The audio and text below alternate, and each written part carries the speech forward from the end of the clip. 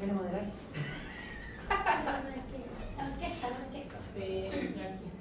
Ya, no. ¿Tienes sentido salvar? Esta no sé qué. Sabe igual que de la galleta. ¿Sí? ¿No? ¿Perdimos? Ya. Muy buenos días. Les damos la bienvenida al panel Institucionalidad, Gobernanza y Multilateralismo. Desafíos de la convergencia tecnológica. Ya podemos hacer esto de nuevo. Yo no sé qué pasó con... Yo tampoco, como que salieron 2 diapos de la nada. Voy a borrarla y expandirla, por favor. Ya fue una partida en falso. Ya, elimina. Oh. Y esta cosa... Allá arriba.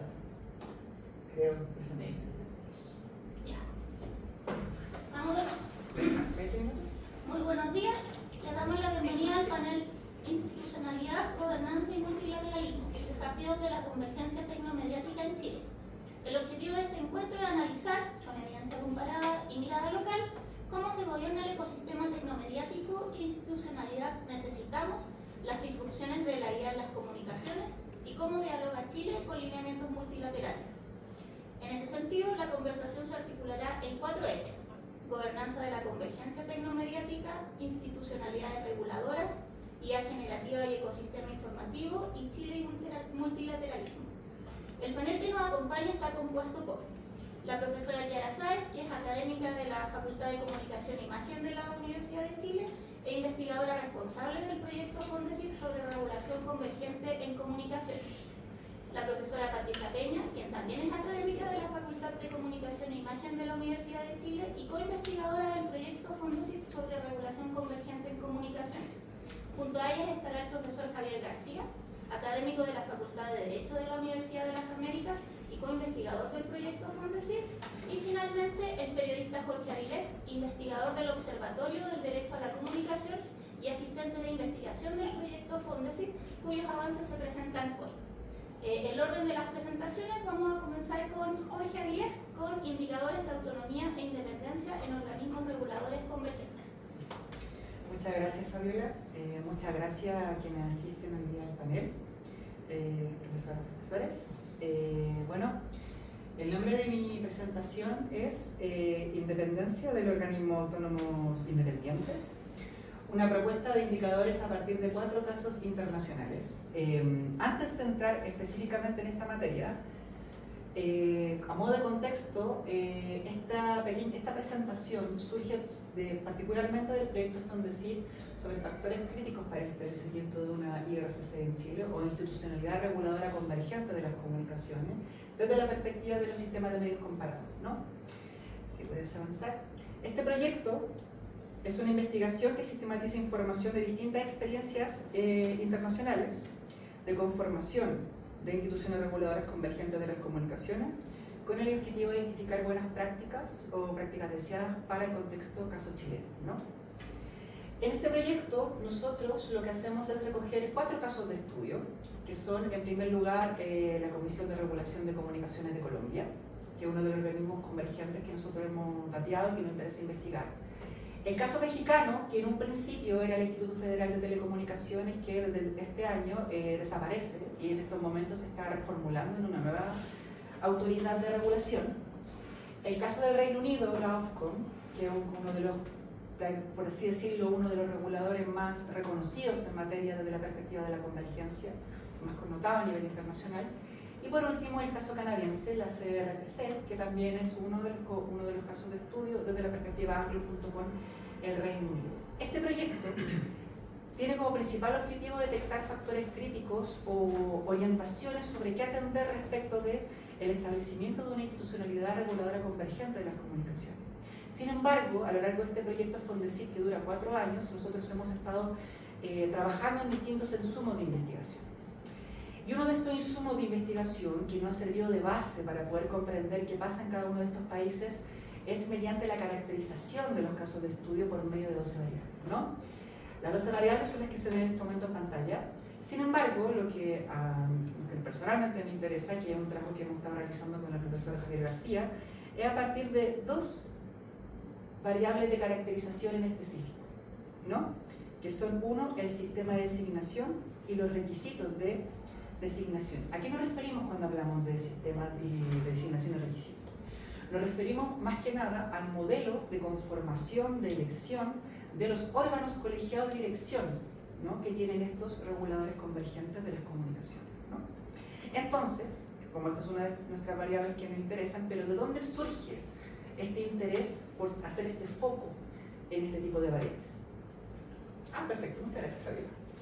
Y viene más que nada desde la incertidumbre o desde la pregunta de qué es lo que ocurre en la institucionalidad chilena, o al menos, más que institucionalidad, desde las entidades tradicionales de comunicaciones en Chile. Si nosotros nos fijamos en particular sobre la designación de los tomadores de decisiones de dos instituciones reguladoras, una autónoma y otra gubernamentalizada, es decir, CNTV y SUSTEP, por el lado del CNTV nos damos cuenta que es una selección de 11 integrantes por parte del Consejo, en donde solamente participan entidades de carácter político, ¿no? Es decir, participan por un lado presidente de la República, que tiene la potestad para poder elegir al presidente del Consejo y además proponer nombres para que puedan conformar dicho órgano colegiado, pero estos integrantes que no son el presidente tienen que ser aprobados vía Senado, ¿no? En cambio, la SUSTEP, al ser una subsecretaría de Estado, quien puede ser designado es bajo exclusiva confianza del presidente de la República, es decir, el presidente de la República designa directamente. Solamente para ver un paralelo, si nosotros observamos TVN, que no es una empresa estatal, es un medio de comunicación, por lo tanto sale un poco de la fórmula de esta lógica, observamos que hay de alguna manera hay una fórmula de copiar y pegar sobre cómo elegir tanto al directorio de TVN, conformado por 7 miembros, con los integrantes del Consejo Nacional de Televisión, es decir, el Consejo, ¿no? Y uno se pregunta, bueno, ¿estará bien el hecho de decir que tengan no solamente el mismo proceso de designación, sino que tengan de alguna manera un proceso de designación meramente político, ¿no? ¿Qué pasa con los perfiles de estas entidades, ¿no? Si observamos, nuevamente hacemos la comparación entre el Consejo Nacional de Televisión y TVN. El único principal requisito por el cual alguien puede ser designado para ser integrante de esta entidad son personas relevantes en méritos profesionales o personales, es decir, trayectoria en el ámbito de la sociedad civil, de la cultura, las artes, las comunicaciones, premios nacionales, haber sido parlamentario, profesor universitario, director de establecimientos de reconocido prestigio, ser una persona representativa de los pueblos originarios. En TVN la situación es bastante similar. ¿Qué nos quiere decir esto? Que en realidad, si bien pueden apuntar por costumbre a personas que hayan tenido alguna clase de vínculo, por ejemplo, con el mundo de los medios o de la cultura, no hay ninguna exigencia en particular que indique que una persona tiene que ser especialista en televisión, en el caso del CNTV, o en televisión pública, en el caso de TVN. Si observamos la subsecretaría, los requisitos son aún menores, por decirlo de alguna forma. Si bien, dependiendo de las subsecretarías, de los lugares de trabajo donde uno puede participar en la administración del Estado, pueden haber estatutos o pueden haber requisitos específicos, en general, lo que se exige es tener más de 21 años y ser chileno. Es decir, los criterios de elegibilidad para poder ser parte de la institucionalidad de los medios que regulan el sector de las comunicaciones son bastante débiles, por decirlo de alguna forma, ¿no? ¿Qué fue desde este Zoom, en particular sobre los órganos colegiados de dirección, ¿no?, de los organismos reguladores independientes? ¿Qué fue lo que encontramos o qué diversidad nos encontramos al momento de analizar nuestros casos de estudio? En primer lugar, en el caso de la CRC, el regulador colombiano, y el IFT, el ex regulador mexicano, encontramos que en los procesos de designación de estos integrantes participan las universidades como un proceso de filtro para los y las postulantes, ¿no? Y es más, incluso en la CRC, específicamente la sala de contenidos audiovisuales, que se divide de la sala de comunicaciones, una de radiodifusión y la otra comunicaciones, hay criterios de selección donde un representante tiene que ser elegido por los operadores públicos regionales de la televisión, otro de la sociedad civil vía concurso público, y el último del sector audiovisual vía concurso público, también elaborado por universidades. Es decir, se busca una especificidad mayor de conocimiento y experiencia, que además de ser pasado por un filtro universitario, tiene que prevenir, tiene que tener cierto sustento por parte de sectores específicos. Respecto a los requisitos de elegibilidad, encontramos algunos mucho más especializados, ¿no? Los reguladores latinos en general exigen no solamente experiencia en la industria regulada, sino que también exigen títulos profesionales acordes al cargo. Si bien estos suelen redundar en general en cargos como derecho, en ingeniería, o en derecho, economía o periodismo incluso, ya es un nivel de especificidad mucho más de lo que tienen los casos chilenos. Con respecto a otro elemento que nos pareció muy interesante es el tema de la dedicación exclusiva, ¿no? Recordar que en el caso chileno, tanto el CNTV como nuestro regulador autónomo, el único encargado de regular la comunicación en Chile, pero también haciendo el CIEM y la TVN, ¿no? Como viendo este paralelismo que existe entre cómo se crean las comunicaciones y la conformación de la institucionalidad de las comunicaciones desde el Estado, no son dedicación exclusiva, es decir, participan en algunas reuniones unas cuantas veces al año, etc.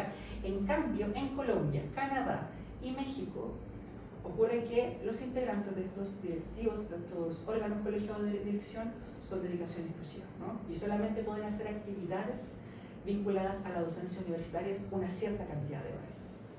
Por otro lado, respecto a las restricciones de postmandato, que esto es un elemento que nos parece a nivel de equipo bastante importante, que es la obligación, o de alguna manera, la obligación de que quienes conforman estos directorios, estos consejos, estos órganos colegiados, luego de haber cumplido su mandato, no pueden trabajar en la industria regulada. Y hay un caso excepcional que encontramos, el de la CRC en Colombia, donde no pueden trabajar en la industria regulada después de 1 año, 2 años, si no me equivoco, por ahí, pero no pueden hacerlo por al menos 1 año.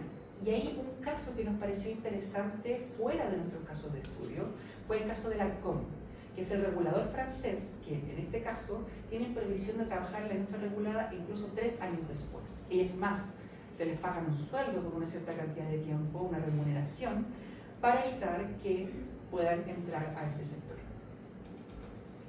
Dicho esto, la pregunta que nos hacemos es la siguiente. ¿Son adecuados los mecanismos de selección o perfiles profesionales para que una autoridad independiente aborde los desafíos, problemáticas y especificidad regulatoria de la convergencia tecnomediática?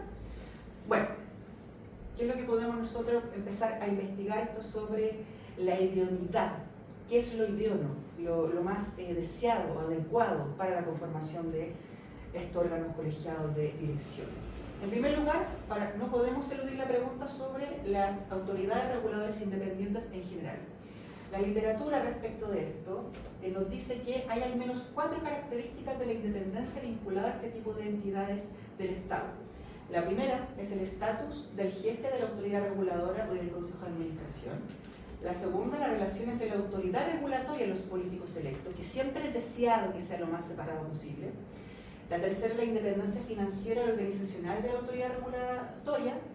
Y 4, las competencias delegadas de la autoridad, ¿no? Es decir, que las competencias sean claras y generalmente se exige que estén explicitadas por vía ley. De estos 4 elementos de la independencia de las autoridades reguladoras independientes, en específico, lo que nosotros nos atiende cuando hablamos de órganos colegiados de dirección es la primera, ¿no? Ahora bien, la pregunta es, si bien hay harta bibliografía, sobre todo en derecho administrativo, sobre cómo medir, en qué fijarse, cuáles son las unidades de análisis al momento de analizar cuál es el nivel de independencia de estos órganos colegiados, a lo que a nosotros nos interesaba era decir, bueno, está bien, son criterios generales, pero ¿cómo se transforman o cómo se han tomado estos criterios hacia una bajada sectorial? Si bien a nosotros nos interesa o observamos la convergencia tecnomediática tanto entendida como telecomunicaciones, radiodifusión y servicios digitales, la tradición y lo que ha existido es que ha habido efectivamente una bajada sobre este tipo de análisis más específico, pero en el sector de radiodifusión y de telecomunicaciones. En este sentido, aquí tenemos algunos autores que ya han hecho alguna bajada o algún nivel de análisis para poder ir creando algunos indicadores de evaluación respecto de este tipo de institucionalidades sectoriales más específicas, ¿no? Al revisar estos materiales, al revisar esta bibliografía ya con una bajada sectorial, pero sin dejar también de lado la mirada de la bibliografía en términos generales de la Autoridad de Regulación Independiente, como equipo, especialmente con Javier García, lo que hemos llegado son los siguientes indicadores para poder ir evaluando específicamente de qué forma a qué hay que prestar atención al momento de poder evaluar una mayor o menor independencia. El primero de ellos es la estructura, ¿no? En muchos países, en general, la estructura, bueno, aquí nos referimos principalmente si el órgano colegio de dirección son varias personas o una persona. En general, la tendencia suele ser que sea un conjunto de personas, pero también hay casos donde solamente tenemos a un solo representante. En el punto 2, cuando hablamos de probidad, son principalmente requisitos de integridad y de transparencia exigidos a los integrantes de estos órganos colegiados de dirección. En Chile, en particular, este tipo de indicador pasa por otra ley, una ley de probidad en general a la administración de los trabajadores del Estado, ¿no? Sin embargo, son requisitos necesarios. El tercero, y uno de los que más me interesa, y fue uno de los principales puntos por los cuales nosotros nos dijimos que esto es importante de investigar, viendo el contexto chileno, es el criterio de elegibilidad, es decir, los requisitos y criterios para ser designados, ¿no? Y eso puede redundar en experiencia profesional, títulos profesionales, competencias de liderazgo, e incluso una cierta edad, etc. El cuarto es designación, es decir, el mecanismo por el cual se designan estas autoridades. Y aquí la recomendación que nosotros hemos observado por parte de la bibliografía especializada es que siempre es deseable que esta sea mediante múltiples partes, es decir, que no sea simplemente un mecanismo de correlación política entre gobierno y Estado, sino que participen también otras entidades como las universitarias, como la sociedad civil, como la industria regulada. La quinta es periodización. Esta es principalmente cuánto duran estos integrantes en el cargo y el escalonamiento de los mandatos, es decir, si se eligen por parte, cada ciertas mitades, y cuánto debiesen durar, ¿no? También es algo que también dan luces estos instrumentos que se han establecido de medición sobre cuál es lo ideal, cuánto tiempo, ¿no? La sexta es la renovación, que es la posibilidad de reelección en los cargos de estas integrantes, y si es renovable, y además existen límites para la reelección. La séptima es la remoción, los procedimientos y causales para la institución de estos integrantes de los órganos colegiados de dirección. Y por último, algo que también nos llamó la atención, que era algo que está mucho más trabajado en los casos de estudio, es la exclusividad. Es decir, que se dediquen a tiempo completo en los cargos a los que les corresponden y si tienen criterios de exclusividad post-mandato o anterior. Si bien nosotros ya tenemos trabajado los indicadores, ahora nuestra intención con este zoom de investigación que estamos haciendo dentro del proyecto es la posibilidad de crear un sistema de medición, ¿no? Ahí una cosa que a nosotros nos parecía importante era ver si esto ya había algún tipo de ejercicio de experiencia que se hubiera hecho de forma sectorial. Lo más parecido que nosotros encontramos en el campo de la radiodifusión es el INDIRE. Es un reporte que fue solicitado por el Consejo de Europa en 2010 para evaluar o crear indicadores para la directiva de audiovisuales vigente de esa época.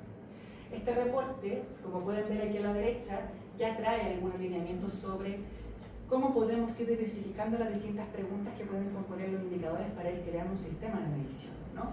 Es decir, ¿cuál es la naturaleza de elección del cuerpo regulador, ¿no? ¿Es un equipo o es una persona individual? Y trae una explicación. Sin embargo, el problema que tiene el INDIRE es que no te cuantifica cuál es mejor o cuál es inferior, cuál es el más deseable o cuál no. En ese sentido, ahí lo que nos ayudó mucho fue el trabajo de Kenneth 2016. Es en la medición de la independencia formal de autoridades regulatorias de telecomunicaciones utilizando una adaptación del índice Girac. Este informe realizado por Kenneth a solicitud de la ITU sí hace una aproximación un poco más profunda sobre qué manera podemos ir creando un sistema de medición al entregar puntajes y ya en variables que nosotros nos consideramos que pueden ser interesantes. Por ejemplo, ¿cuál es el periodo de años de mandato de la autoridad máxima de la agencia, presidente, consejo, etcétera? Más de 8 años, de 6 a 8 años, 5, 4 años, menos de 4, y ya le asigna un puntaje, ¿no? Donde ahí podemos observar que puntaje 0 tendría, no hay mandato fijo, o más de 8 años tendría el puntaje máximo. Entonces, si nosotros queremos ir haciendo una formulación para poder crear un sistema de medición sobre este aspecto muy específico de la independencia de las autoridades reguladoras independientes, en términos de radiodifusión, el INDIRE nos da pistas sobre cuál es la prelación, pero en términos de medición, hay quienes, por trabajo de ley, nos puede dar una idea sobre cómo ir asignando un puntaje, una formulación que tenemos que evaluar a nivel metodológico. El propósito es llegar en algún momento a preguntas de este tipo que ya hemos estado formulando con miras a, bueno, ahora el trabajo sería empezar a asignar un puntaje, ¿no? Es decir, ya con las preguntas exactas sobre, ejemplo, el criterio de elegibilidad, el indicador de elegibilidad, y empezar a asignar un puntaje de qué es lo más deseable, qué es lo menos deseable, ¿no? Ahora bien, ya para terminar, algunos desafíos. Este trabajo al menos tiene, no vamos a llamar debilidades, pero sí dos cosas que hay que tener presente. Un tema importante, en primer lugar, es que esto solo está midiendo la independencia formal, no está midiendo la independencia de facto, algo que a nosotros sí nos, a lo largo de este proyecto de investigación, en distintos momentos nos han dicho que es necesario abordarla porque efectivamente, al menos en el contexto institucional chileno, es una debilidad muy grande, ¿no? Y el segundo es que si bien esto está pensado a través de las bajadas que se han hecho a los sectores de radiodifusión y de telecomunicaciones, aún falta mayor sustancia en dos sentidos. Uno, ¿qué es lo específico de la selección de estos integrantes de órganos colegiados de dirección en organismos reguladores convergentes? Lo específico en términos de se le van a exigir ciertos cargos, experiencia profesional de cierto tipo, ciertos títulos profesionales, etc. Y lo segundo es de qué forma esto se puede extrapolar en el futuro a también haber la necesidad de poder implementar otros sistemas de medición para otras variables que quizás sean necesarios para evaluar la independencia, pero específica en la especificidad, perdón la redundancia, de órganos de institución reguladora convergente de las comunicaciones, idealmente independiente. Eso es. Porque damos paso ahora a Javier García con independencia del IFT, avances y retrocesos. Muy bien, muchas gracias. Bueno, voy a dar continuidad con uno de los casos de estudio, aparte de lo que planteaba Jorge. Y este caso de estudio es el mexicano, el del organismo regulador mexicano, el IFT.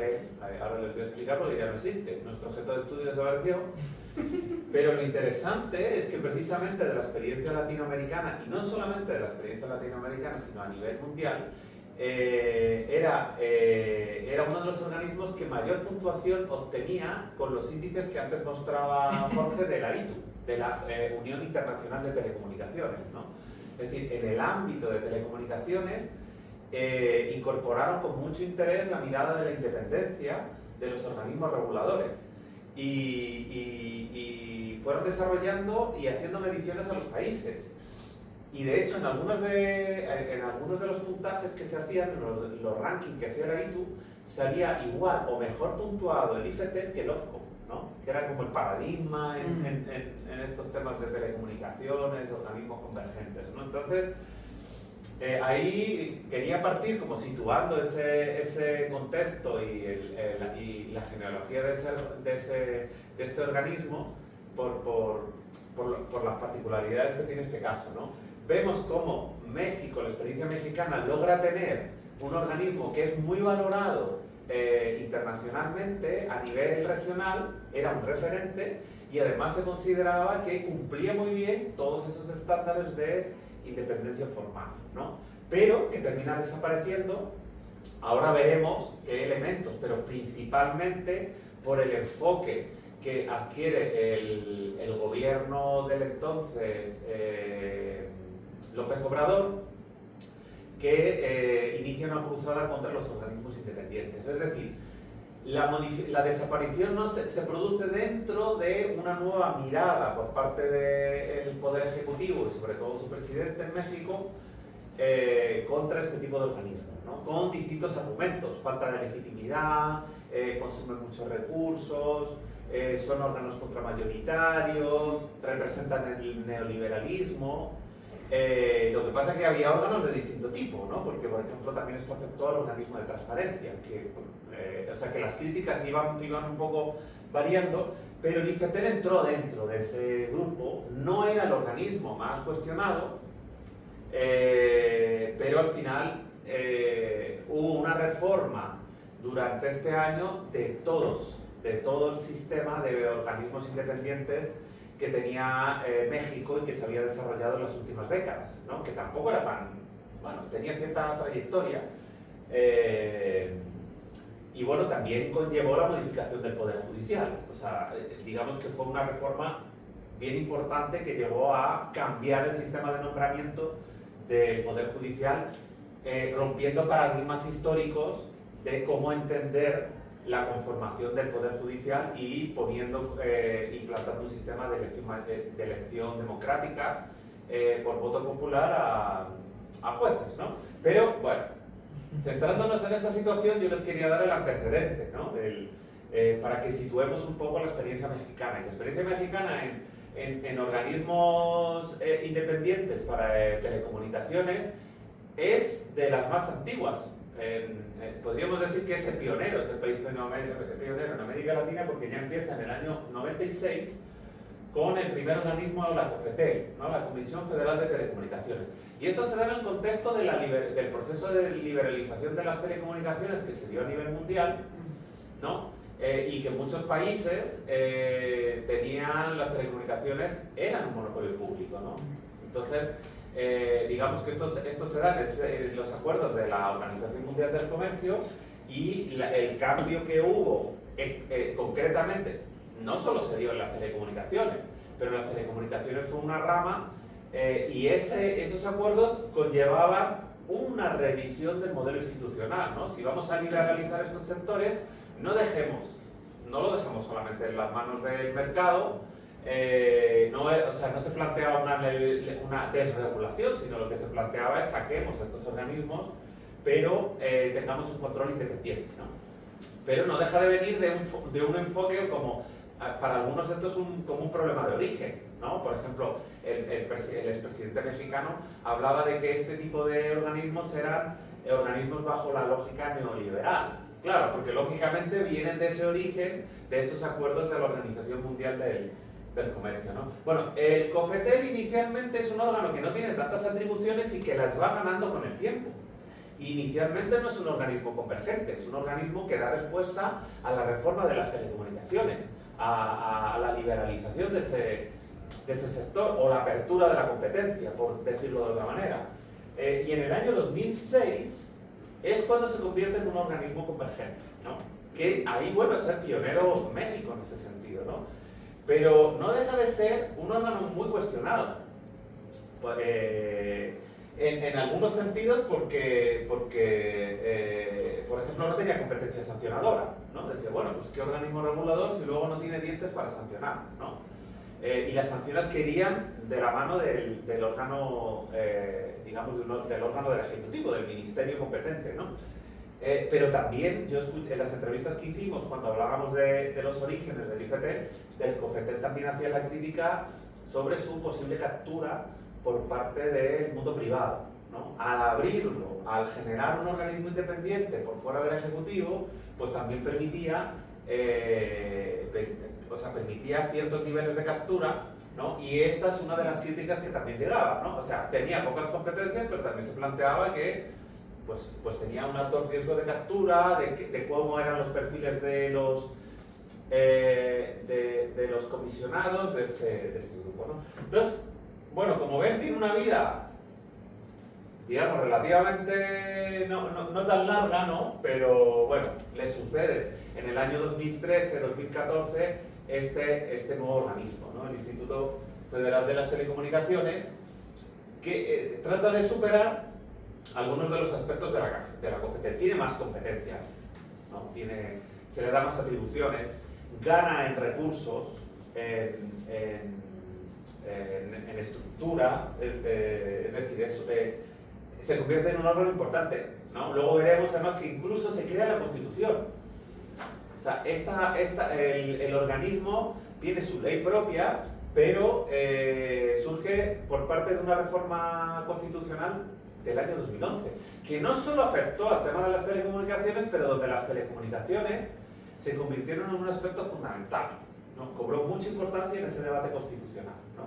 Y se incluyó, además, con un grado de detalle bastante alto, ¿no? Bueno, como vemos, ha tenido una vida de un poco más de 10 años, ¿no? Y ahora lo que se creó durante este año ha sido la Comisión Reguladora de las Telecomunicaciones, que está dentro o que forma parte de la Agencia de Transformación Digital de las Telecomunicaciones. Inicialmente, se iba a sustituir el instituto por esta agencia.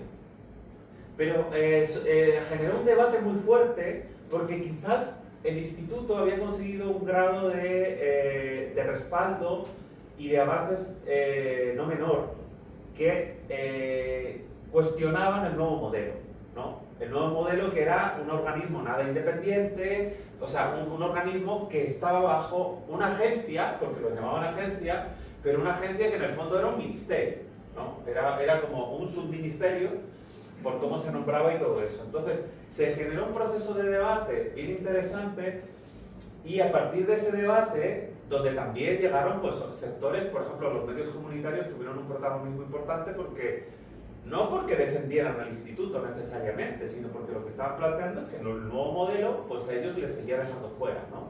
Porque esta creación de la agencia venía con un proyecto de ley y una reforma constitucional, ¿no? Entonces el proyecto de ley no solamente tocaba los temas de independencia, sino que también cuestionaba algunos avances que tenía la ley de 2014, ¿no? Entonces finalmente hay un cambio de gobierno. Además, esto se da porque la propuesta, o sea, digamos, el cese del IFT se da en el mandato de AMLO, ¿no? Se da no es una decisión del Ejecutivo, es una decisión del ámbito del Legislativo, pero luego lo que ocurre es que ya en el gobierno de Sheinbaum es a ella quien le toca definir, diseñar esta nueva institucionalidad. Y ahí será como ese debate donde cede en ese debate y donde al final se vuelve a crear y se vuelve a retomar la idea de que va a haber un mecanismo de independencia. Es decir, si bien vamos a convertir el instituto en la agencia, vamos a crear una comisión que se encarga específicamente de algunos aspectos, ¿no? Entonces, digamos que podríamos definirlo como que es un modelo híbrido, pero que mantiene un órgano colegiado que es el encargado de la toma de decisiones, ¿no? Y ahora pasamos a lo siguiente, y yo lo que quería plantear ya más rápidamente es esta idea de qué pasa con lo que ocurre. Bueno, él planteaba, antes hablaba Jorge de la independencia formal, ¿no?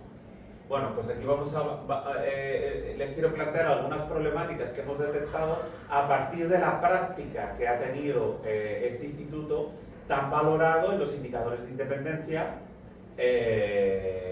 digamos, clásicos, ¿no? Entonces, de alguna manera nos permite ver algunos aspectos de qué ocurre con la independencia de facto y también con otros aspectos problemáticos, ¿no? Entonces, yo voy a enumerar dentro de 10 factores críticos que son los que estamos identificando como elementos a analizar para las institucionalidades convergentes, ¿no? Es decir, 10 ítems en los cuales podemos encontrar los aspectos problemáticos que encontramos en las distintas experiencias, ¿no? Y esto es bien interesante porque, claro, a la hora de hacer las entrevistas, pues uno se encuentra que, claro, de lo formal a lo práctico, pues encontramos cuestiones interesantes, ¿no? Uno de los factores, no voy a entrar tanto en el detalle porque ya lo hicimos en otros espacios, como la preconferencia, pero por ejemplo, uno de los factores que tiene que ver con la flexibilidad y la innovación regulatoria, pues nos encontramos que en el caso de México, uno de los aspectos de crear el IFETEL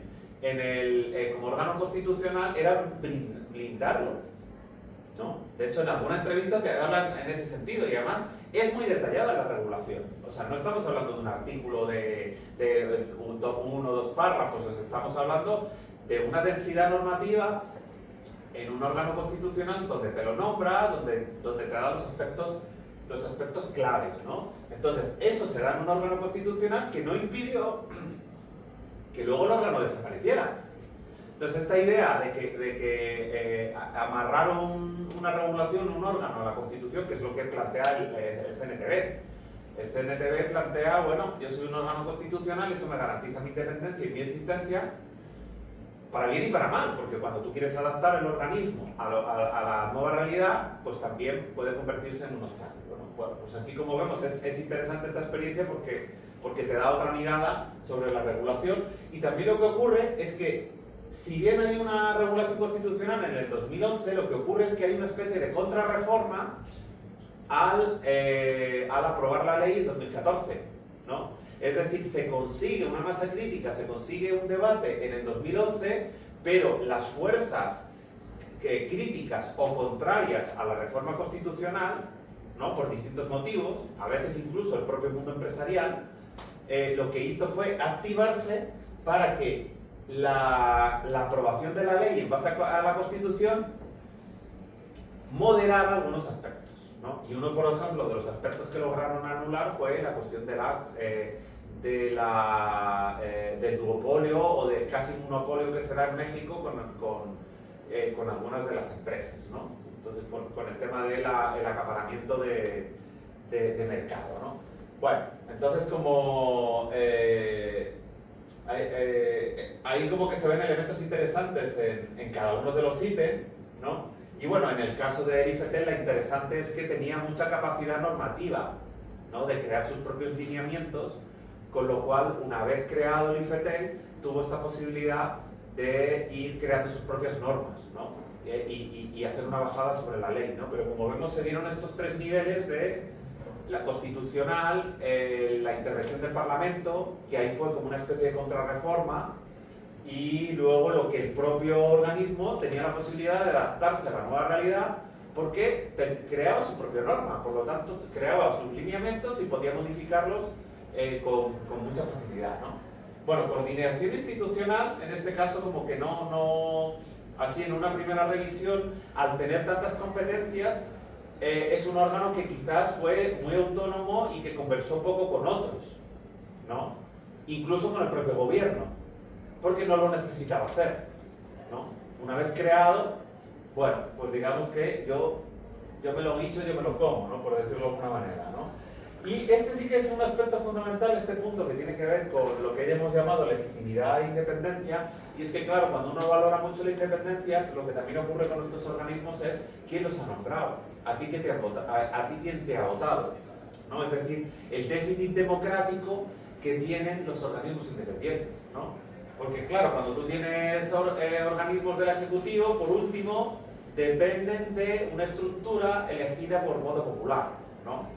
Tienen una legitimidad democrática. Entonces, esa es una de las debilidades que utilizó Aldo, ¿no? El hecho de, a estas personas que les ha votado son una élite, funcionan como un órgano contramayoritario, ¿no? O sea, no es solamente que no les ha votado a nadie, sino que tampoco son verdaderamente independientes porque responden a lógicas neoliberales y en el fondo, pues, van contra, digamos que restringen e incluso toman posturas contramayoritarias, ¿no? Entonces quizás México es uno de los aspectos que nos ha ayudado o que nos puede aportar más a este equilibrio entre cómo la independencia puede digamos, colisionar con las críticas de falta de legitimidad democrática, ¿no?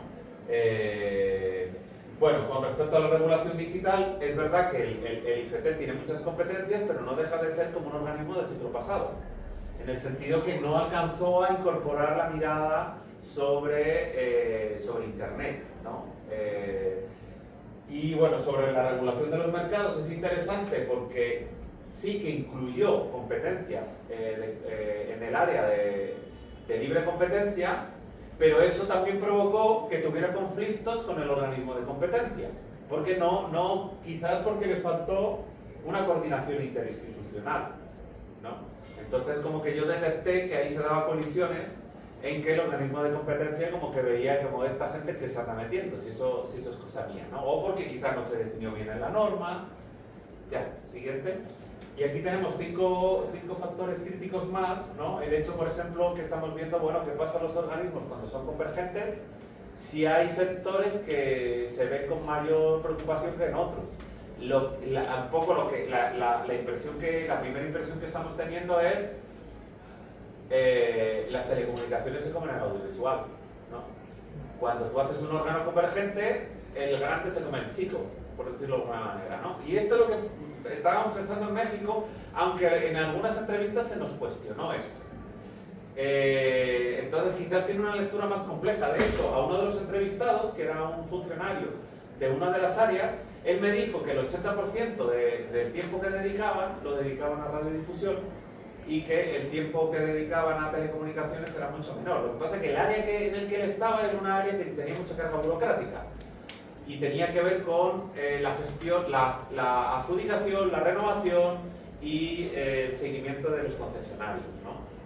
Entonces, ¿qué ocurre? Que en el ámbito de las telecomunicaciones hay muchas menos concesiones. Uno, porque muchas son de no necesitas autorización. Entonces, y luego otras porque son autorizaciones de nivel nacional. Cuando tú te vas al ámbito de la radiodifusión y televisión, te encuentras televisión y radio nacional, te encuentras radios locales, o sea, te encuentras un número mucho mayor de interlocutores, ¿no? Entonces, claro, a la hora de trabajo, pues teníamos ese elemento. Y luego también algo que también llamó la atención es que le estaban dedicando mucha preocupación a la relación, en este caso cuando llegué yo, con concesionarios de radios indígenas, ¿no? Entonces como que tenían que ir a terreno y todo eso, ¿no? Y bueno, pues hay algún par de aspectos más, los criterios de exclusividad. Ahí les podría decir que uno de los aspectos que nos llamó la atención es que sí, que eran exclusivos, que tenían equipo propio, que era gente experta, pero que la falta de restricción por mandato, lo que pasaba es que una crítica que se les hacía es que, bueno, que a lo mejor ellos estaban pensando en su futuro y que cuando se les acabara el mandato no querían llevarse mal por los regulados porque luego tenían que trabajar en ese sector, ¿no? Y otro de los aspectos bien importantes es el criterio de elección, que era como una especie de alta dirección pública, que uno dice que independencia y tal, pero lo que detectamos es que se generaba una problemática de que no estaba muy bien diseñado el perfil y que al final como que salía siempre el mismo perfil de consejero decidido, ¿no? Entonces como que salían perfiles muy endogámicos, gente o ingenieros o gente del mundo de la economía, algunos abogados, pero que no, era imposible que se eligiera como consejero a alguien que provenía de las ciencias sociales. Y luego mucha endogamia de que muchos de los que salían consejeros eran personas que habían sido autoridades dentro del propio organismo o del anterior, ¿no? Entonces eso como que se criticó.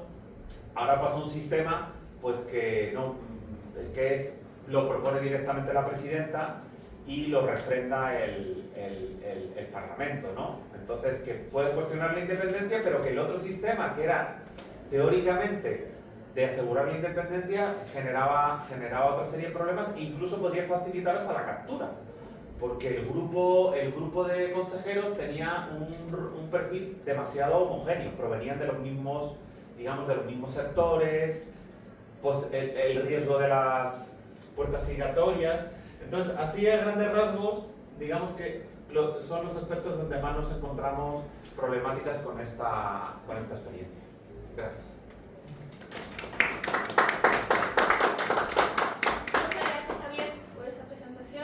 Ahora vamos con la profesora Kiara Sáez con Chile ante recomendaciones y lineamientos del sistema multilateral. Si nos dan unos minutos vamos a cambiar la presentación.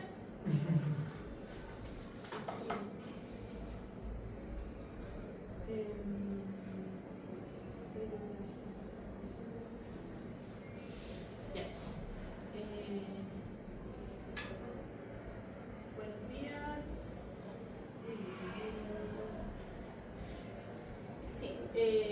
Bueno, el título de mi presentación es Chile entre las recomendaciones y lineamientos estratégicos del sistema multilateral respecto a la regulación de las comunicaciones en el contexto de la convergencia tecnomediática. Un título largo, pero esta es una comunicación que está conectada con la del año pasado, ¿sí? Que presentamos con la profesora Patricia Peña en el INCOM de Temuco, porque pusimos, digamos que como en un momento del año pasado, por cosas que pasaron cosas y nos fuimos dando cuenta de la importancia de la mirada multilateral en la discusión sobre los distintos aspectos o dimensiones de la convergencia tecnomediática. Y con esta multilateralidad nos referimos a los lineamientos que establecen distintas organizaciones como Naciones Unidas, la Organización Mundial de Comercio, OECD, Unión Europea, pensando también que hoy día la Unión Europea como tal conforma un organismo multilateral que se relaciona con otros países y regiones del mundo. Y en el fondo, ¿qué estaba haciendo Chile a nivel institucional con respecto a los lineamientos que otorgan estas organizaciones e instituciones con las cuales el Estado chileno se relaciona? ¿Sí? Entonces, nosotros hicimos analizamos estos documentos en sí mismos.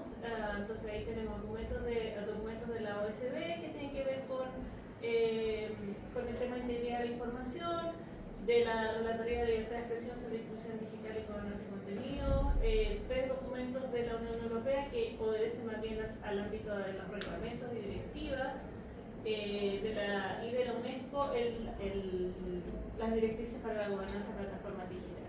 ¿Sí? Y esos fueron los elementos que nosotros analizamos. Hicimos un análisis de los documentos en sí mismos, desde la perspectiva, digamos, de su contenido, y nos quedamos con esta pregunta, ¿sí? ¿Cómo se vincula el Estado chileno con estos organismos internacionales respecto del seguimiento y o aplicación de estas medidas? ¿Sí? Entonces, a partir de eso, durante enero de este año, realizamos varias solicitudes de acceso a la información a diversas instituciones públicas con el objetivo de comprender, ¿no?, y también tener una respuesta oficial respecto de cómo se aborda el cumplimiento de las distintas recomendaciones o orientaciones entregadas por estos organismos multilaterales en relación a los temas que se relacionan con nuestra investigación. ¿Sí?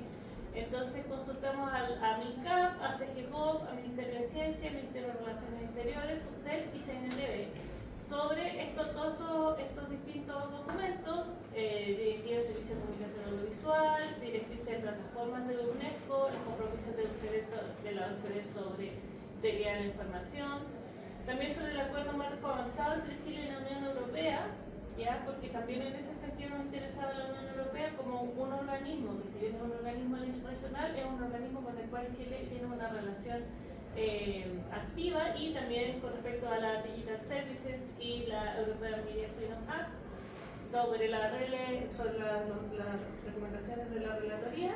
Y también agregamos, que lo habíamos agregado en el documento primero, algunas consultas sobre la Unión Internacional, los documentos digamos, que está haciendo la Unión Internacional de Telecomunicaciones sobre regulación digital de quinta generación. Entonces, lo que voy a mostrarles es un poco como el resultado de ese ejercicio con los distintos organismos que preguntamos. Un elemento que quizás no puse en las reflexiones finales, pero que es importante, digamos, como parte de las reflexiones, es decir que el sistema funciona. ¿Sí? O sea, nosotros hicimos unas solicitudes bien y ¿cómo se dice? Bien incisivas, en el sentido de como no es en general sobre esto sobre lo que se pregunta, porque en el fondo le exigimos le exigimos una respuesta oficial de las instituciones sobre cuestiones que no tienen no es entregar datos, sino que es entregar ¿cómo se dice? Como una argumentación, ¿sí? O una declaración, ¿ya? Entonces aquí yo puse el organismo al cual le preguntamos y la respuesta que nos dio. A veces estoy incorporando más de una solicitud, porque también eso, como que nosotros intentamos hacer las solicitudes lo más desagregadas posible, pero por ejemplo en MinRel se entregaron con tantas preguntas que le hicimos, entonces como que nos dieron una respuesta un poco rara en algunas ocasiones. Entonces, por ejemplo, en el caso de cultura, lo que nos interesaba era, con respecto a la Directiva de Servicios de Comunicación Audiovisual, si estaban incorporando, si estaban haciendo un seguimiento de los planteamientos que hace esta directiva sobre la diversidad audiovisual en Internet. Y también hicimos preguntas sobre este mismo tema, la diversidad audiovisual en plataformas digitales, respecto de las directrices de UNESCO, y también de qué manera estaban incorporando estos debates en la política nacional del campo audiovisual, que es que es parte de las tareas del MINCAP, ¿sí? Y entonces aquí encontramos, una respuesta muy elusiva. Esta es una de las más elusivas de la investigación, ¿sí? Y ahí vamos a ver también la diferencia entre cada organismo, entonces también es interesante todo ese ejercicio. Entonces, la respuesta es, no hemos hecho nada, no sabemos nada, porque primero, nadie nos ha pedido que nos hagamos cargo de nada, ¿sí? Y además, nos dice, este servicio no es el organismo competente para responder sus inquietudes, porque estas directrices hacen referencia a órganos fiscalizadores, ¿sí? Eso no es cierto, ¿ya? Entonces, en este caso, porque en el fondo las directrices tienen lineamientos de distinto nivel, y además no estamos haciendo preguntas solo sobre directrices, también estamos preguntando sobre las directrices sobre la directiva de la Unión Europea, ¿sí? Que efectivamente en Chile no hay ningún organismo que regula plataformas, y también nos dijeron que fuéramos a ver Onda Media, ¿sí? Yo lo hice. Ya, pero aquí quizás es importante mencionar como un punto aparte que nosotros en todo este proceso, como un subtema, nosotros conseguimos que el MINCAP nos entregara el borrador de la Política Nacional del Campo Audiovisual y que se iba a presentar en mayo y todavía no se presenta, ¿ya? Entonces, y también vimos que efectivamente en este documento, que es el que define la Política Nacional del Campo Audiovisual hasta 2030, no hay ninguna referencia a esta problematización, ¿sí? Entonces, claramente nos preocupó, digamos, esta como no apropiarse más activamente de este tipo de debates. En el caso de la directiva de la Unión Europea, se entiende que no necesariamente haya un tú a tú, pero sí por lo menos respecto de las cuestiones de UNESCO, porque a partir de otra experiencia que hice con UNESCO durante el año pasado, el tema de la diversidad audiovisual no está, digamos que no tiene un asidero institucional adecuado en Chile, ni en el CNTV ni en MINCAP.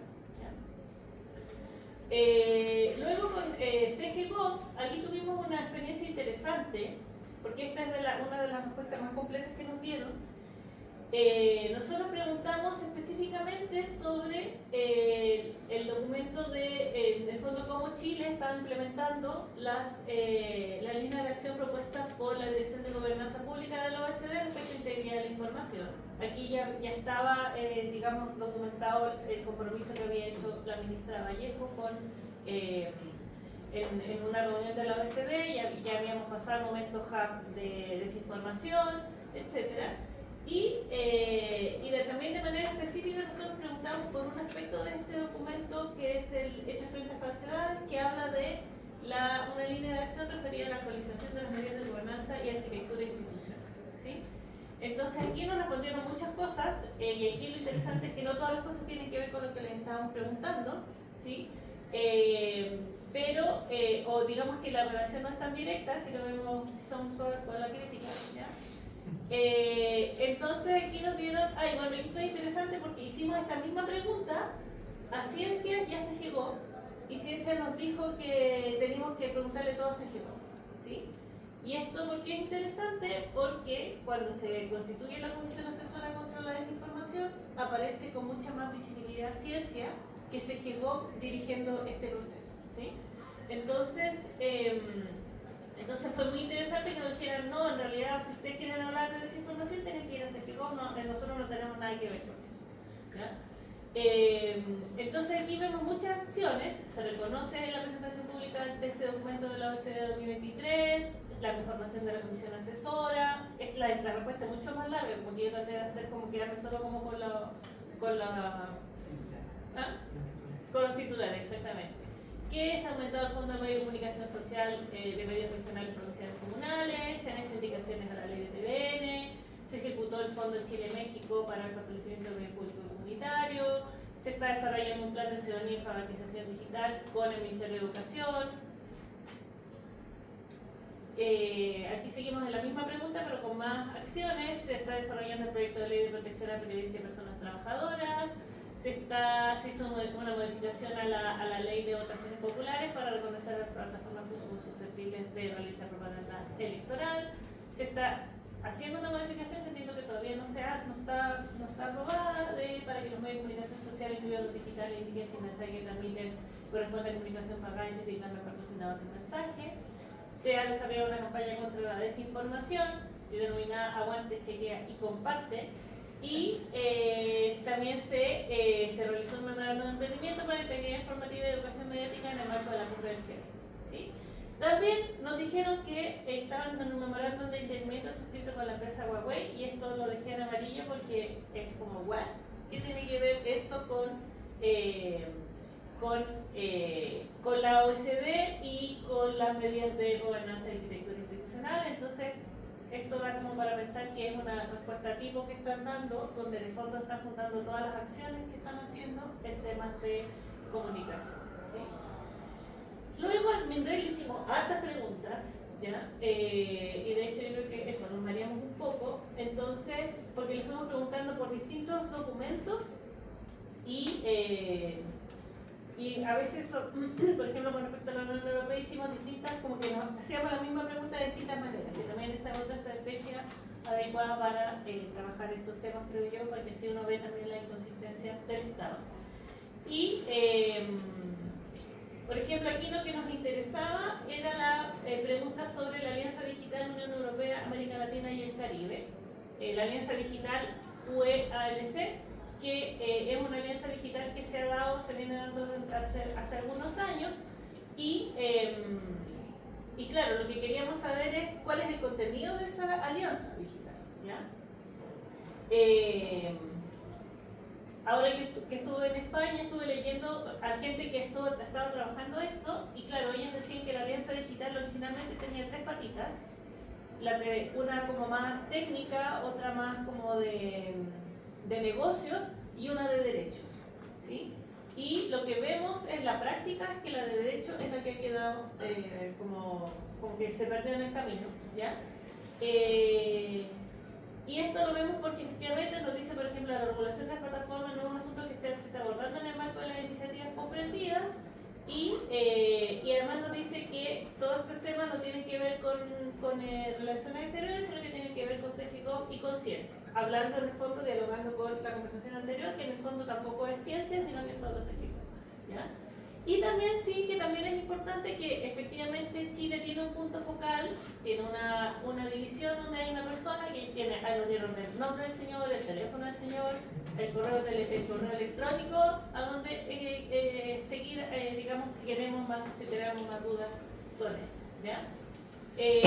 También les preguntamos, y aquí fue como, por eso lo puse ahí como consigna de pregunta, porque esto como que no responde a la pregunta, básicamente, ¿sí? Porque les preguntamos ya más explícitamente si estaban haciendo un seguimiento en relaciones exteriores de las directivas y reglamentos de la Unión Europea en el ámbito digital, ¿sí? Esto sin hablar de la alianza digital, sino que en otro nivel, ¿sí? Y ahí nos responden que ellos están viendo el marco avanzado con la Unión Europea como ministerio, pero que no tienen competencias sobre la alianza digital, ¿ya? Y que una vez que entre en vigor el acuerdo marco avanzado van a establecerse los puntos de contacto correspondientes, ¿sí? Y dicen, no, pero igual nosotros hacemos el seguimiento de la normativa de la Unión Europea a través de nuestra misión en la Embajada de Chile en Bruselas, y nosotros con Pati estuvimos en la Embajada de Chile en Bruselas, ¿sí? Y la verdad es que ese seguimiento es como bastante, ¿cómo decirlo?, laxo, ¿sí? Y además ellos a su vez están esperando que de Chile les pidan como temas sobre los cuales hay que poner foco, entonces es como que, bueno, pero ¿quién entonces está a cargo de este barco?, ¿no? Siguiente. Luego les volvemos a preguntar de una manera más general sobre cuál sería espacios de cooperación e intercambio con la Unión Europea en torno a la jurisprudencia sobre desafíos de la convergencia tecnomediática en el ámbito de la información y la comunicación, ¿ya? Y ahí nos volvieron a dar esta respuesta, entonces estas son respuestas como que respuestas tipo que no llegan a ninguna parte, ¿sí? Luego la cuarta, aquí sí les preguntamos, y aquí fue interesante porque les preguntamos específicamente respecto del acuerdo marco avanzado entre Chile y la Unión Europea, y específicamente cómo pensaban trabajar 2 artículos que encontramos en el acuerdo marco avanzado y que son súper relevantes al momento de que este acuerdo marco avanzado se implemente, que son el artículo 5.7, que dice que tiene que haber una cooperación entre Chile y la Unión Europea en torno al convenio de la diversidad cultural de la UNESCO en el ámbito audiovisual y cooperación en torno a la diversidad audiovisual en el contexto de tecnologías emergentes y nuevas tecnologías. Y luego también dice el artículo 5.10 que tiene que haber un intercambio de puntos de vista sobre los diferentes aspectos de la estrategia para el mercado digital de la Unión Europea y el intercambio de puntos de vista sobre la independencia de las autoridades regulatorias encargadas de la política digital. ¿Sí? Entonces, eso es parte del contenido del acuerdo marco avanzado. Entonces, es muy interesante que cuando esto se firme, hay que ir ahí y presionar para que estos temas se aborden, ¿sí? Porque la respuesta fue que, claro, que ellos no nos pueden decir nada porque el acuerdo no está vigente a la fecha, ¿sí? Y por último, esta ya es la última, les preguntamos sobre, ya nos pasamos de la Unión Europea y les preguntamos sobre la relatoría de la libertad de expresión, ¿sí? Y sobre el documento de inclusión digital y gobernanza de contenidos en Internet.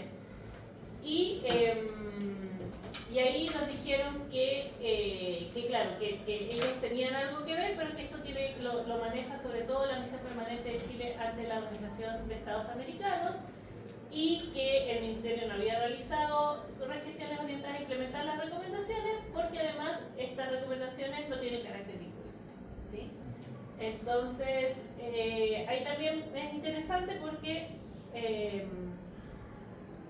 porque no son vinculantes, pero eventualmente podrían hacerse más acciones en torno a esto y fundamentarlas en la participación de Chile en la OEA.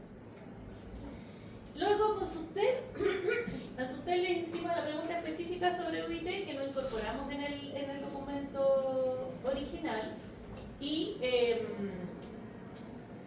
aquí fue interesante porque nos dijeron que Chile estaba la raja, digamos, con este tema, ¿sí? Que Chile porque bueno, la UIT tiene una metodología, un sistema que está elaborando como de cómo los reguladores de las telecomunicaciones tienen que ir estableciendo una serie de indicadores para estar más como actualizados en términos de la calidad de la regulación y todo. Y nos dijeron que Chile entonces corresponde, dice el estatus de Chile en estas métricas, el nivel G5, lo cual quiere decir que se encuentra en un nivel avanzado. Nos mandaron a ver el caso de Chile ahí en un link, y que en el fondo, digamos que la Subtel está súper bien respecto de los lineamientos internacionales en esto. ¿Sí? Siguiente. Ya, y por último, hablar del CNTV. Del CNTV le hicimos preguntas sobre la Directiva de Servicios de Comunicación Audiovisual y también preguntas sobre directivas de servicios digitales de la Unión Europea y sobre plataformas digitales, ¿ya? Sobre las directivas de UNESCO. Entonces aquí lo que les preguntamos fue específicamente sobre la Directiva de Servicios de Comunicación Audiovisual y específicamente sobre las cuestiones que tienen que ver con cómo la directiva impone a los países a las plataformas que tienen que tener 30% de producción nacional audiovisual y prominencia de producción nacional en sus catálogos.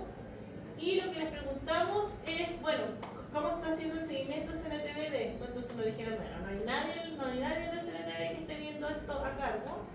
El CNTV no tiene competencia para intervenir en la regulación de plataformas de streaming, pero sí, por ejemplo, es interesante porque porque estos son como respuestas formales, pero aquí ya hay una opinión, ¿no? Que dice, existe una desregulación en Chile respecto a las plataformas de streaming, recuerda los contenidos que se emiten a través de dichas plataformas, por lo que no existe en el presente un órgano público que dice el contenido por infringir el correcto funcionamiento de televisión, salvo la norma general de rango constitucional, ¿sí? Entonces luego le preguntamos por las directrices y nuevamente en las directrices específicamente sobre la promoción de la diversidad audiovisual, la abordaje de la desinformación y los discursos de odio en la televisión.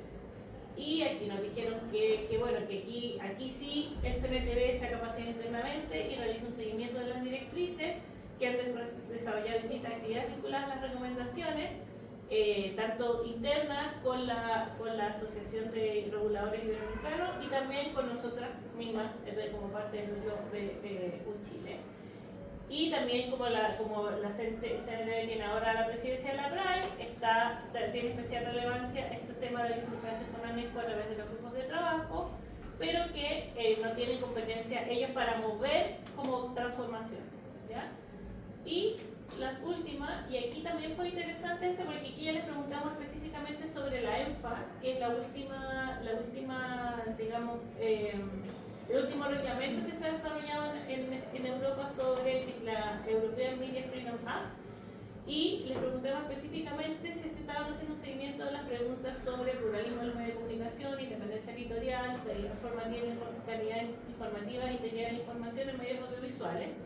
Y aquí a mí me parece interesante que el párrafo 2, ¿sí? Y el 3, porque nos dice, bueno, sí, dicen, entonces él dice, como el CNTV tiene una misión relacionada con el pluralismo, que es el artículo 14, que está incumplido, ¿sí? Que dice que el Consejo deberá adoptar medidas y procedimientos a fin de asegurar que los programas de noticias de opinión y de debate público que se emitan por cualquier canal de televisión se respete debidamente el principio del pluralismo. Nos dice que el pluralismo es un concepto jurídico indeterminado y que el CNTV posee las competencias para dotarlo de contenido, pudiendo adoptar medidas y procedimientos tendientes a contribuir en mejoras relativas a la regulación de los servicios audiovisuales y los concernientes al pluralismo. Sin embargo, llevamos ¿cuántos años ya? 23 años, 21 años, 24, perdón, esperando esas medidas y procedimientos, ¿ya?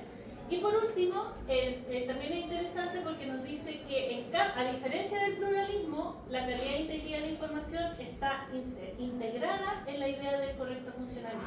Por lo tanto, el CNTV está facultado para interpretar y dotar de contenido dichos conceptos en uso de su facultad fiscalizadora y sancionadora. Es decir, aquí también podría ser más, ¿ya? Entonces, solo para cerrar, nos encontramos con distintas experiencias, ¿no? Como que preguntar, en algunos casos, respuestas elusivas y estrategias de compra huevo, es como aquí no es, tiene que ir a otra parte, o no, nosotros no hacemos esto. También preguntar lo mismo de distintas maneras termina mostrando las incoherencias de la respuesta de las instituciones. De todo el ejercicio sentimos que solo en el caso de CGCOP y CNTV se observó un abordaje comprometido con los debates multilaterales, específicamente respecto de la OECD y la UNESCO respectivamente. Y, por ejemplo, en julio de 2025 se firmó un nuevo espacio de colaboración multilateral, pero nuevamente estos compromisos no se han traducido todavía en indicadores posibles de evaluar y comparar en el tiempo, ¿ya? Entonces, a partir de este ejercicio surgieron nuevas ideas de solicitudes, ¿ya? Entonces, esto es como un campo de trabajo que nos permite, digamos, seguir trabajando. Y entonces, esa sería mi participación. Muchas gracias por escuchar. Muchas gracias, profesora Sáez. Ahora vamos con la profesora Patricia Peña con gobernanza de la IA generativa y efectos en el ecosistema informativo chileno. Sí, unos minutitos para colocar la presentación.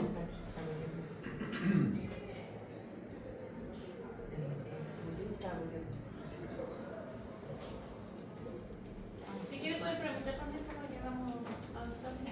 ¿Sí? Sí. Tengo una pregunta para Kiara, por retroceder a lo que viene antes. Son preguntas como que ven del desconocimiento y como menos específicas, pero algunas son muy generales. Primero, te las leo todas. ¿Cuánto cambia Chile ante estas recomendaciones en la medida en que cambian los gobiernos? ¿Existe así como una línea, como podría decir, siempre uno dice que la Cancillería es como quizás de los ministerios el ministerio que menos cambia porque hay una línea que sigue un orden, ¿cierto? Pero varían, por ejemplo, la CNGO y el de Ciencia y Tecnología, etcétera, dependiendo del signo del gobierno o de los intereses de cada presidente. ¿Y has visto tú algún interés respecto a estos temas en el debate previo a las elecciones presidenciales y parlamentarias o ha sido cero? Esa es la primera pregunta. Yo creo que hay como dos niveles de movimiento, porque muchas de estas cuestiones las llevan funcionarios. Entonces, en ese sentido, hay como una cierta continuidad. Pero también... funcionarios que no cambian de claro. pero también la presión, si podríamos decir, que se impone desde los cambios ministeriales, es lo que define como si estos funcionarios trabajan más activamente, menos activamente, como más como buscando efectivamente generar una acción transformadora o no. Yo creo que se dan como esos dos niveles. En términos de discusión política, esto no está en la discusión política, para nada. ¿Hay algo en los programas presidenciales? ¿Cero? No, de hecho, bueno, quizás en el caso de inteligencia artificial, porque el tema es que, por ejemplo, comunicaciones no existen en los programas de comunicación de gobierno de esta campaña. O sea, todo está centrado en o telecomunicaciones, tecnología, inclusión digital, o inteligencia artificial en general. Entonces, prácticamente todos los demás, o sea, por mí el tema de diversidad audiovisual, no, por ejemplo, nadie lo toma porque luego también en cultura es como se... ¿Puedo hacer otra pregunta al tiro o esperamos que Que presente después Ya. seguimos. No respondió mi pregunta. Insatisfactorio. Ya voy. Ya, buenos días a todos, todas.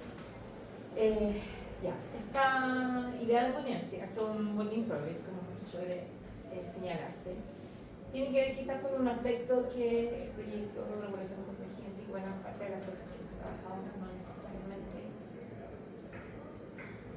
estaba en la planificación original del proyecto, ni tampoco, como vamos a ver, tiene que ver con buena parte de las discusiones actuales. Entonces, hablar de gobernanza e inteligencia artificial en Chile, particularmente en el campo mediático o en el ecosistema mediático informativo, es más bien una serie de desafíos.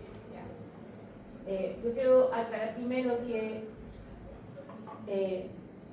la discusión que se está dando en Chile en inteligencia artificial en general tiene también como varios niveles de falencia.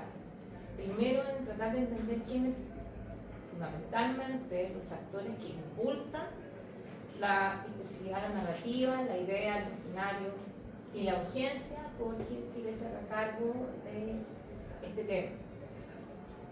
Y además en un momento en que la definición sobre inteligencia artificial en general es compleja, porque ustedes lo saben bien, no hay una única definición respecto de lo que es en sí la IA o en qué momento del desarrollo de la IA está. Entonces, se tiende a confundir primero esa definición.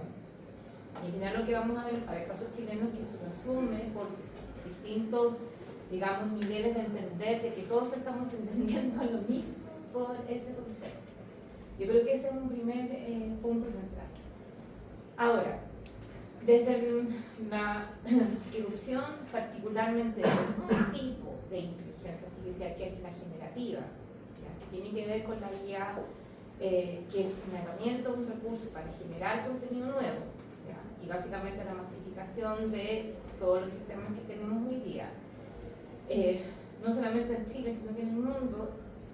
Esta irrupción tiene una doble vertiente de tensión. Por un lado es la necesidad de no quedarnos abajo y subirnos a este carro, ¿ya? Y eso, por ejemplo, al sistema de medios de comunicación, información, incluso a la industria creativa en general del sector, significó la erupción de una cantidad de preguntas, desafíos, etc. Y por otro lado, la segunda vertiente tiene que ver con la de las alertas, los riesgos, etc. ¿Ya? Entonces, cuando conceptualizamos la idea de una gobernanza de inteligencia artificial, como hemos visto, viene de ciertas propuestas de entender qué es lo que vamos a entender por una gobernanza. O sea, cuál es el marco. Se lo tiende a centrar muchas veces solo desde una mirada legislativa, regulatoria, y estamos hablando, como dijimos en la conferencia, de unos mecanismos diversos que permitan la inclusión de distintos actores y sectores dentro de esa discusión.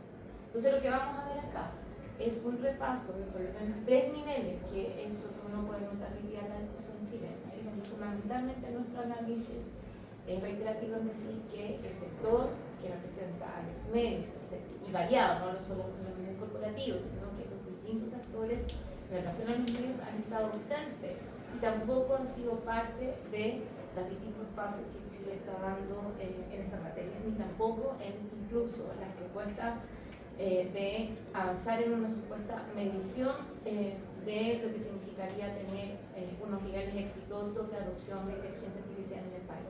¿Ya? Entonces, básicamente la ponencia y lo que estamos planteando aquí tiene que ver con eso. Entonces, la siguiente slide. Bueno, tiene mucho que ver con estos titulares, ¿no? Chile, particularmente gracias al desarrollo de un instrumento que es el Índice Latinoamericano de Inteligencia Artificial, que desarrolla desde hace 3 años el Centro Nacional de Inteligencia Artificial, aparece como liderando originalmente la gobernanza de la inteligencia artificial.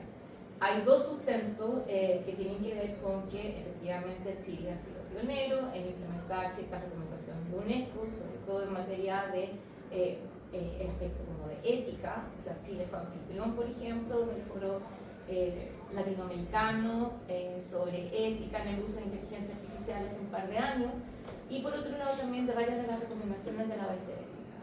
Se le pone mucha importancia a 2 cuestiones en las que Chile, desde el gobierno, la administración de Piñera, hasta ahora, ha ido de alguna manera tratando de apurar y resolver. Uno es que Chile sí cuenta ya con una política nacional de inteligencia artificial, como vamos a ver más adelante, y luego es el mismo Ejecutivo el que va a presentar en el año 2022 un proyecto de ley que busca regular los usos de inteligencia artificial en el país.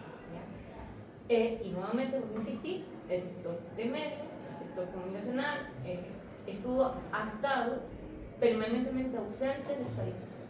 ¿Ya? Entonces, voy a saltar un poco a una cuestión que a mí me parece bien llamativa también en las discusiones que estamos teniendo y incluso aquí en el Congreso hemos visto. En general, buena parte de la conversación que hay sobre la adopción de la IA en este sector sí se ha ido por el tema de los malos usos, es decir, la desinformación, pero hay otro concepto que claramente en el sector hoy día concentra quizás la mayor preocupación. Entonces, la siguiente tiene que ver con esto. ¿Cómo finalmente estamos tratando de entender que el sistema, por ejemplo, de medios en Chile o la prensa en Chile está incorporando el uso o no de inteligencia artificial para automatizar producción de contenido? Nosotros en Chile tenemos algunos medios, no sabemos cuántos todavía, que están incorporando el uso de la IA en la producción de contenido. ¿Ya? Esa es una pregunta de investigación central a partir de ahora. ¿Sí? O sea, tampoco hay por parte de la corporación o de las asociaciones o los grupos periodísticos un ejercicio de transparentar esto. Por otro lado, hay también una incorporación que tiene mucho que ver con el tema de la finalmente el uso de las recomendaciones. Es otro campo que los medios chilenos tampoco, o en el sector de medios en general tampoco se ha transparentado. Hay un cuarto punto que es interesante dentro del mismo desarrollo de innovación, que así como hablamos que hay una desinformación vinculada al uso de la IA generativa, también hay un campo de desarrollo de IA que tiene que ver con desarrollar sistemas de detección de noticias falsas a partir del uso de inteligencia artificial. Y en cuarto lugar, tiene mucho que ver con una cuestión crítica para el sector y que hoy día, de hecho como lo vamos a ver más adelante, tiene mucho que ver con la sostenibilidad y la sustentabilidad económica de los medios. Cómo se usa inteligencia artificial para tener mejores métricas, mejores analíticas respecto de la experiencia que están recibiendo estos sistemas. Y entonces el sector de medios de alguna manera está ocupado y preocupado hoy día en ese nivel de entendimiento. Esa es su agenda, básicamente. Entonces la vamos a contrastar con cuestiones que han pasado en lo concreto que han generado polémica. La primera noticia que tuvimos de un canal de televisión que abiertamente usa en su programación el uso de IA generativa, por ejemplo, para recrear una escena, fue un programa de detención que es de farándula y que la usa para recrear una escena de un caso específico, ¿no? Como fue un jugador de fútbol que estaba siendo procesado en ese momento, y dentro de este programa de farándula se usa ya para recrear la escena en que estaba inmerso. ¿Ya? Cuando sale al aire este programa, tenía un pantallazo específico, no voy a poner todo el video, uno lo podría ver, solo al final hay una franjita donde el programa explica que para hacer esta recreación se usó IA generativa, sin explicar, miren, por ejemplo, qué modelo de lenguaje se usó, etc. Y el segundo punto, que yo creo que está hoy día muy centrado en la discusión actual, siguiente slide, por favor, que ocurre además y que levanta muchísimas alertas, y es que actualmente tenemos, estaban teniendo la marca electoral oficial, en una de las campañas, de uno de los candidatos un uso expreso de IA para generar esa campaña. Y esto generó nuevamente una serie de alertas, ¿no? La pregunta fue, ¿pero cómo? ¿No? Además, era un pedazo de la franja, ahí hay un pantallazo un poco de la polémica que se estuvo dando en la última semana respecto de esta idea, esta pregunta nuevamente que se hace en los medios, si era legal o no era legal.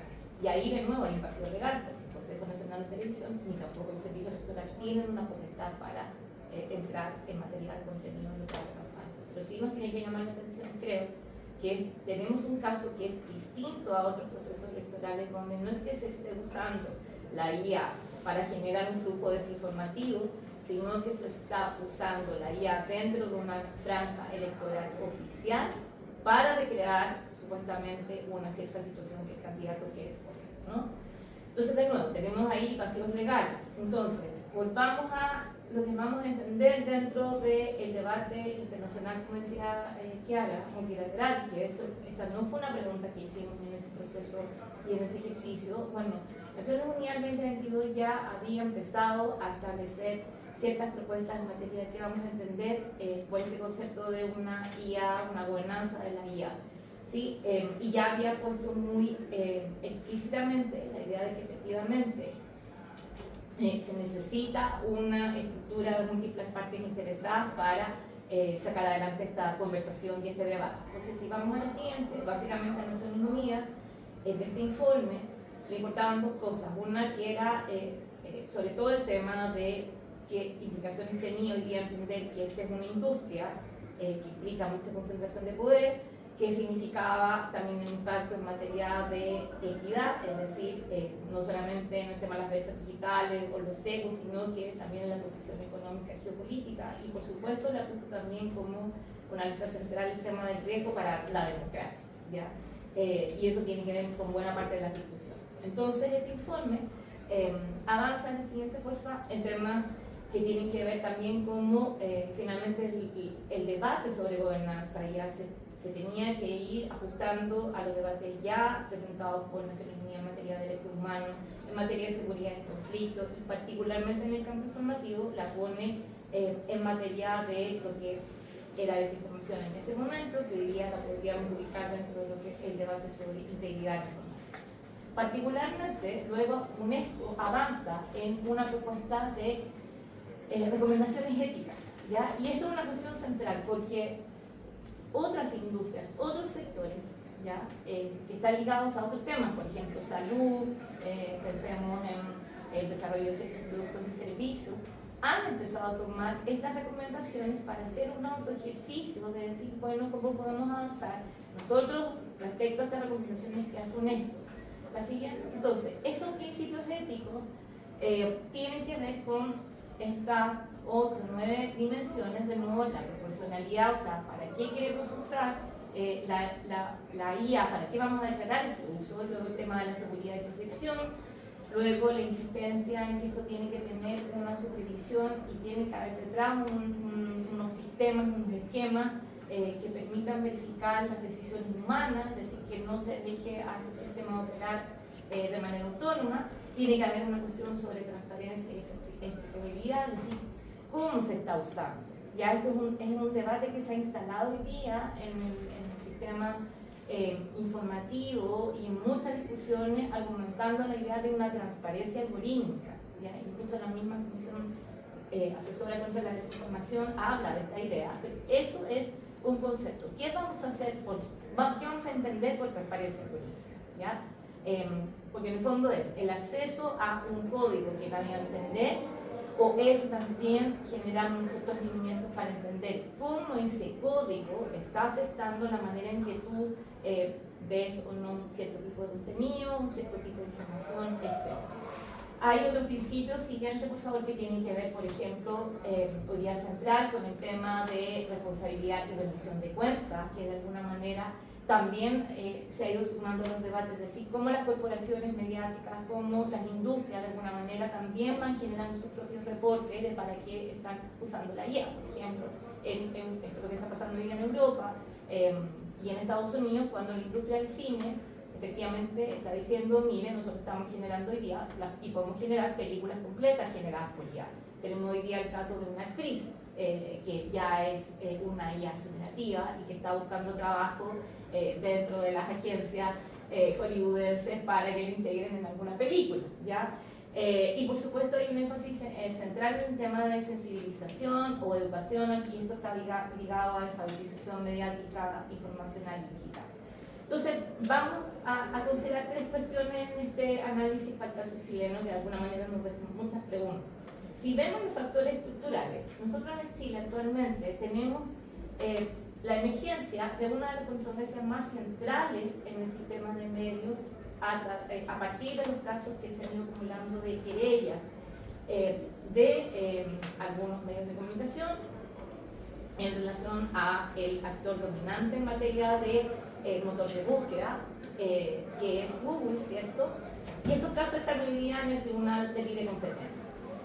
Estos casos, ya que hoy día tienen que ver con posición dominante en materia de publicidad, se están comenzando a presentar. ¿Por qué? Porque la polémica hoy día está ligada, siguiente slide por favor, a un nuevo recurso que particularmente este mismo motor de búsqueda incorpora al poner el sistema de visión IA, ¿ya?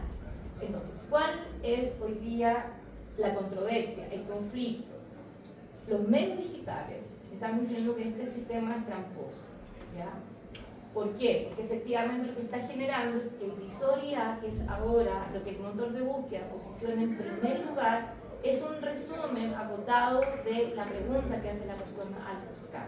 Y eso está evitando que efectivamente las personas, a través de lo que decíamos antes, vayan y hagan link en las páginas rankeadas donde se supuestamente encontraba la información que estaba buscando. Esta cuestión hoy día no está regulada y no está resuelta, pero tanto en Estados Unidos como en Europa ya ha saltado las alertas. Es decir, como un sistema de medios digitales que estaba básicamente moldeado por unas reglas técnicas que tenían que ver con el sistema de posicionamiento estratégico para el motor de búsqueda, que se llama el SEO, está viéndose tremendamente afectado por esta disposición del motor de búsqueda y en general de las otras también chats que hay de inteligencia artificial, que ocurre no solamente con esta, sino que también con todos los otros sistemas que se están usando para buscar información. En materia ética, que es el segundo nivel que podemos ver de avance, Chile tampoco ha avanzado en su propio sistema de medios, en un decálogo, en unos lineamientos para, de alguna manera, como tener una discusión sobre el uso ético, ¿ya? No es así como el caso de, obviamente, la Unión Europea, países de la Unión Europea, que además hoy día están implicados por todo lo que tiene que ver con estas acts en materia de servicios audiovisuales y en materia de mercado digital. Y ahí podemos encontrar un único, avance que ha hecho el gremio de los publicistas, que sí este año avanzó en el desarrollo de un código chileno para el uso de la IA en materia de ética publicitaria. Y eso es bien interesante, porque efectivamente uno no puede decir lo mismo del sector de medios chilenos. Y aquí lo quiero contrastar un poco con una acción que para nosotros ha sido interesante de conocerla y de verla, porque es que aquí cuando uno habla de gobernanza, no toda regulación, no toda legislación, la Ofcom había avanzado en el año 2019 ya en un documento muy concreto que es una especie de recomendación a todo el sector de medios de broadcasting y también on demand en recomendaciones acerca de el uso de IA para generación de lo que se llama contenido sintético, etcétera, ¿no? Y básicamente lo que propone este lineamiento es no impone reglas, no impone de alguna manera una estructura reglamentaria, sino que impone ciertos lineamientos. Entonces hoy día Inglaterra, además de tener esta disposición, que por ejemplo ha permitido que la BBC también tenga un protocolo interno de uso de IA que tiene ya ciertas reglas y tiene cierto rodaje, la siguiente, Fabi, por favor, también el mismo sector de la industria ha avanzado en una especie de debate paralelo que está muy ligada a la conformación de una alianza que se llama la Alianza para la autenticación de contenido. Se podría hablar de eso, Content Authenticity Initiative, ¿ya? Esto es una iniciativa bien interesante porque justamente es la que está empujando al sector más industrial, más publicitario y el sector de medios a avanzar en ciertas medidas que de alguna manera ayudan a estos mecanismos de transparentar, incluso en este transparentar, a tener mejores herramientas y recursos para transparentar. Entonces, ¿qué tenemos en Chile nuevamente en este aspecto? Nada, cero avance. Luego, en materia legal y regulatoria, que es donde de alguna manera saltan los buenos puntos que tiene Chile en el índice que habíamos visto al inicio. Bueno, efectivamente Chile avanzó en una política nacional de inteligencia artificial, que de hecho fue trabajada por 2 administraciones, pero cuando vemos y revisamos el contenido de esta política, el sector de medios y el sector informativo nuevamente no está presente, ¿ya? Entonces, este es un desafío. ¿Puede el sector de medios informativos en Chile tomar lo que dice esta política en estos 3 niveles, además que lo está marcando, que son los factores habilitantes, desarrollo de adopción y la gobernanza y ética como parte de un ejercicio a desarrollar? Y luego lo que tenemos en las últimas semanas y en los últimos meses es el rápido avance del proyecto de ley que busca regular la inteligencia artificial en Chile y que fue impulsado por esta misma administración. El boletín 16821-19 define para Chile lo que se va a entender por sistemas de inteligencia artificial. Dice la inteligencia artificial un conjunto de sistemas y da esa argumentación, ¿ya? Este proyecto de ley ha sido tremendamente discutido ya por distintos sectores, tanto el científico como el académico, por supuesto todo el gremio de las corporaciones. ¿Por qué? Porque el proyecto de ley dice, son primeros articulados, que por fin es un proyecto de ley que va a implicar a aquellas empresas que tengan presencia en Chile y que ofrezcan estos servicios y estos productos, y aquellos que se creen dentro del país, ¿ya? Entonces el proyecto ha sido bastante también lodeado. La última versión, que es de octubre de este año, en la semana del 13 de octubre, ya nos da 3 pistas, ya que creo que son importantes de entender. La normativa hoy día lo que va a hacer es clasificar los usos de la IA. O sea, finalmente este proyecto de ley se orientó hacia los usos de la IA, ¿ya? Y habla de una manera bastante general respecto de esos usos.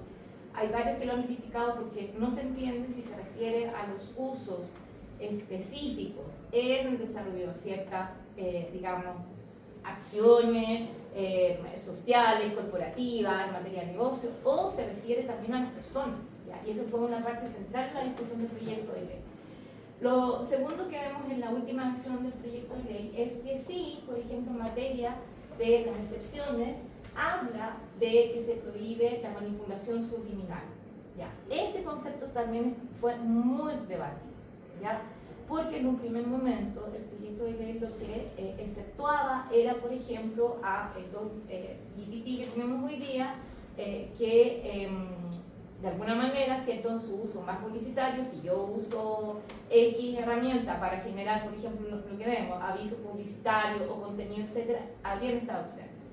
Ese párrafo se sacó y básicamente quedó en la idea de que en este sector como de social, etcétera, la manipulación subliminal es lo que está prohibido. Y hay 2 ausencias en esta última versión que también es interesante ver que no están resueltas en la última versión, que es la creación de un consejo asesor, ¿ya? Donde de nuevo está ausente, por ejemplo, la presencia de figuras del área más de ciencia social y humanidad o de este sector de las comunicaciones, y también de cómo va a ser el sistema de denuncia o el mecanismo de reporte de denuncia por parte de las personas. Eso tampoco está resuelto a la versión del 13 de octubre. Mientras el índice latinoamericano de inteligencia artificial avanza este año con la presentación de este nuevo informe, que ya mide a 19 países, y ahí la siguiente fase, es muy interesante ver cómo también los medios no instalan esta idea de que Chile es pionero por 3er año porque ocupa el primer lugar en todas las mediciones: talento humano, alfabetización en IA, formación de talento avanzado, publicaciones. Muy interesante, en materia de investigación el índice mide los papers que se están generando en el país en este tema, ¿ya? Luego, la adopción de la IA generativa, también cuando uno va de nuevo al detalle, la adopción de IA generativa va por sociedades, que son básicamente las primeras encuestas que se están haciendo en Chile, si la gente usa IA o no y para qué, pero por ejemplo no tiene índices específicos por sector. ¿Ya? Entonces uno dijera, bueno, aquí es donde debería haber un indicador para el sector de comunicación. Y luego el desarrollo de políticas públicas, porque aquí básicamente lo que se sigue de alguna manera argumentando son, en realidad, son dos políticas públicas. Que ya tenemos una política nacional de IA avanzada, pero además se está incluyendo este año en lo que es la implementación de la política nacional de data center. Ya que ese es otro carril de la discusión, porque estamos viendo en Chile aparecer por primera vez fuertemente la controversia en relación a la instalación o a esta idea de que Chile va a ser un hub digital en materia de data center, ¿ya? Y para más les voy a decir, porque hace un par de semanas New York Times publicó un tremendo reportaje donde está empezando a transparentar los conflictos y las controversias territoriales, medioambientales que se están generando por esto. Entonces, para cerrar, el panorama de alguna manera en este ámbito entonces nos dice que este es un campo donde hay todo por hacer, ¿ya? Tenemos desafíos institucionales, de nuevo, olvidé mencionar que el proyecto de ley de inteligencia artificial instala a la futura Agencia Nacional de Protección de Datos Personales como la institución que se va a hacer cargo de la regulación de este proyecto de ley, ¿ya? Y eso también es un tremendo desafío porque sabemos que la agencia va a ser de carácter muy agotado y no sabemos cómo se va a relacionar con el resto del ecosistema todavía. En el sector efectivamente falta avanzar a lineamientos, a recomendaciones y sin duda una de las cuestiones o alertas más centrales es ver cómo cuando hablamos de gobernanza, y esto lo conectamos con el trabajo que estamos haciendo en el núcleo de gobernanza de plataformas digitales, vemos la ausencia absoluta del campo, el sector de las comunicaciones, la información, el periodismo, de esta cosas. Eso, muchas gracias.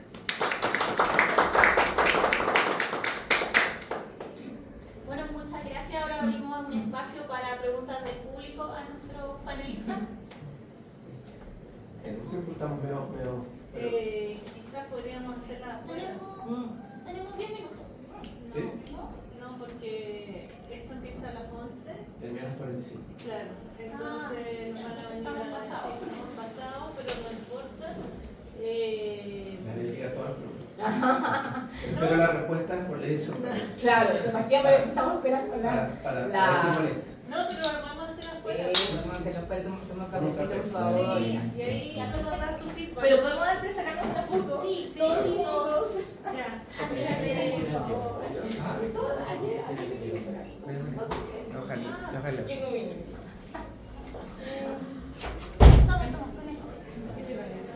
Bien, todo súper bien.